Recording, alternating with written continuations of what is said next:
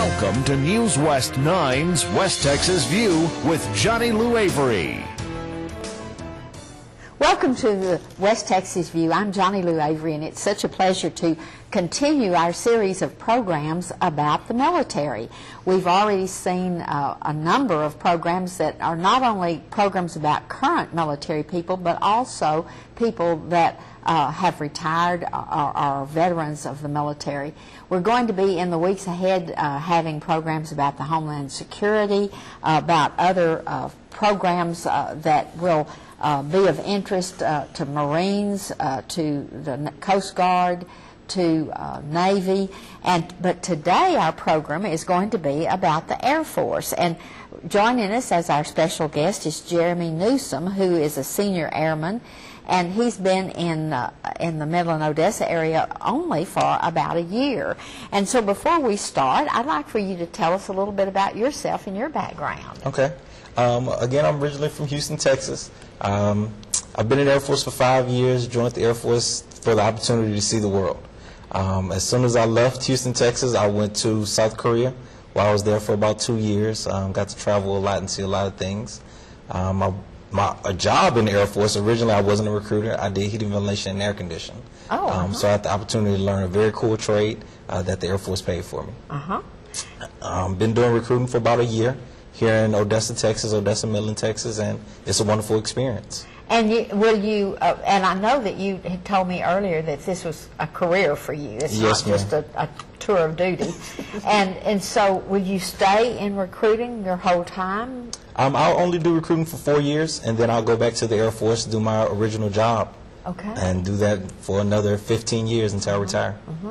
And that's one of the things that people have said over and over as we've been doing these military programs is the opportunities for choice within the military is just amazing. And the second thing is that you do have an opportunity to see a lot of places. Yes, ma'am. And even though this area that you're in now is not certainly not like Houston, it has its own beauty, doesn't it? Yes, ma'am, definitely. So have you enjoyed being here? I love the Odessa, Midland area. When I first came here, it was a little different to me because I'm from a big city, but I absolutely love the area, love the people.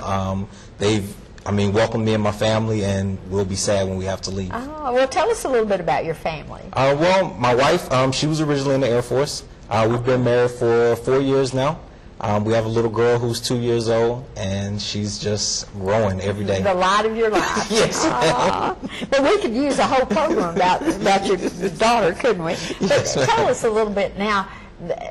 Pretend that I'm a potential recruit. Tell me a little bit about what I should know about the Air Force. Well, the Air Force, we're like an organization. We're a company. A lot of people think that, because we're the military, that our #1 goal is taking care of the assets and things like that. Of course, that's our #1 mission, but for someone who comes into the Air Force, we want you to come into the Air Force for the opportunity to gain some type of skill, get your education taken care of, and things like that. And leadership. You learn so much about leadership. Yes, ma'am.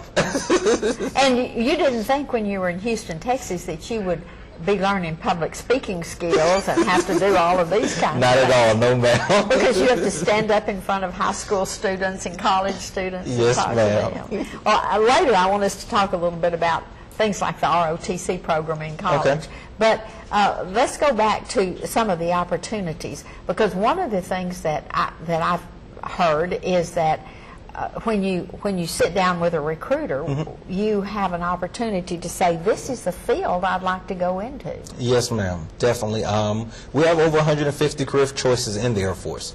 So depending on the person is going to depend on, where you plan to see yourself in 20, 30 years from now. And we're able to give you that path, to meet those ultimate goals that you're trying to accomplish in your life. Because most people retire from the military at maybe 45-ish, yes, ma'am, or something like that. So they've still got a lot of years left. Yes, ma'am, to form another career in civilian life. And particularly, is it difficult to have a two-military family when your wife was? Is she still in the military? No, ma'am. No, ma'am. She's been out for about 3 years now. Okay. But for me, it's not that difficult. I have my family life, I have my work life. It's just like me going to job, doing a 9 to 5. I get off work, now I'm spending time with my family. But if she were in the military too, would that been difficult? Yes, ma'am. Oh, yes, with a ma'am. child? Yes, ma'am. Because we're both going to have our jobs that we're going to have to do.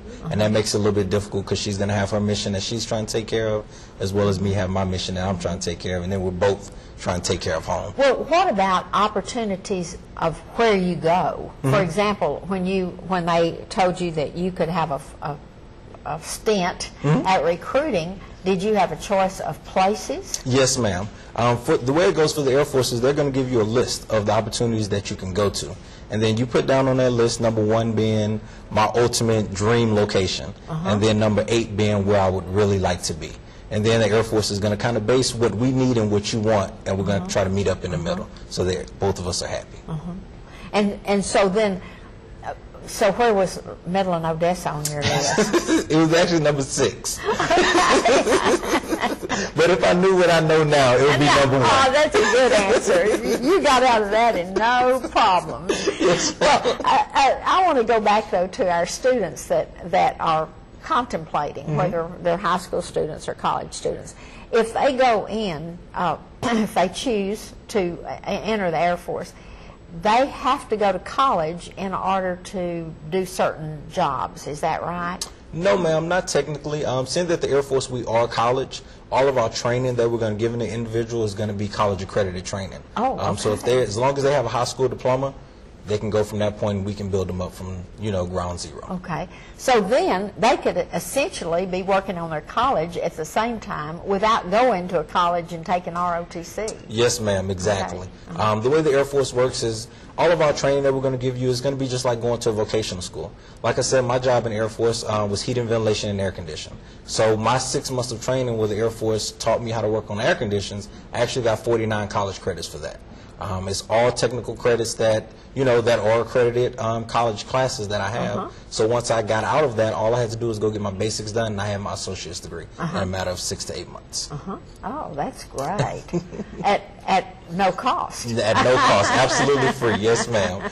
That's a big, big thing. Okay, then, if I wanted to go to the Air Force Academy right out of high school, I have to apply to my congressman. Be thinking about that because we've got to take a break right now. Okay. And we're going to come back in just a minute and continue this conversation. And if any of you have relatives or if you yourself are interested in more about a career in the military, write down the number that's rolling across your screen and call Jeremy Newsom, and he'll be the one that you'll talk to, and he'll give you all the information and more that you need to do that. We'll be back in just a second. Stay tuned. West Texas View will be right back.